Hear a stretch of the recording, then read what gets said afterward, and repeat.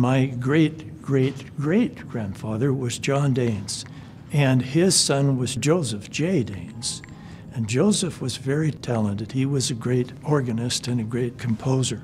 When he was 7 years old, he was asked to play for Queen Victoria in England. And that was before he was baptized. I think it set the stage for his mind to be perfect in understanding music interpretation.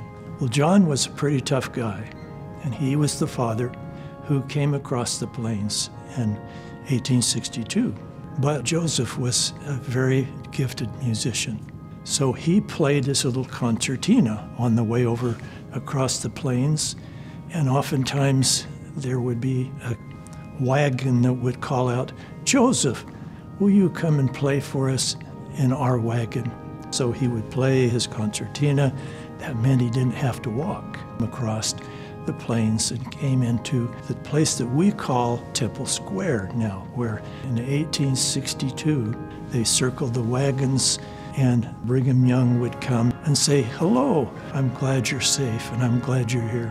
And Joseph J. was pumping the little organ and playing a church hymn. Brigham Young walked over and he heard the wonderful music coming.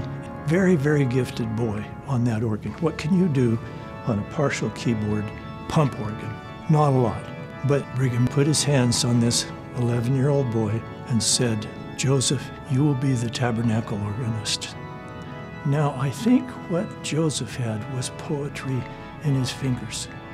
He not only could play this little short keyboard organ and make sounds that could come from it that had poetry in them to make a hymn sound beautiful, but then the tabernacle organ with a big amount of keys, pedals, sounds, he was able to read the poetry in his fingers. Richard L. Evans was a personal friend of mine. He is the one that thought up the idea of making As the Dew the theme song for the Tabernacle Choir. We are the oldest store in Utah. We are the oldest Steinway dealer west of New York. I think the problem we have today is that our young kids do this instead of this. So they don't have the power of creativity like Joseph J. had.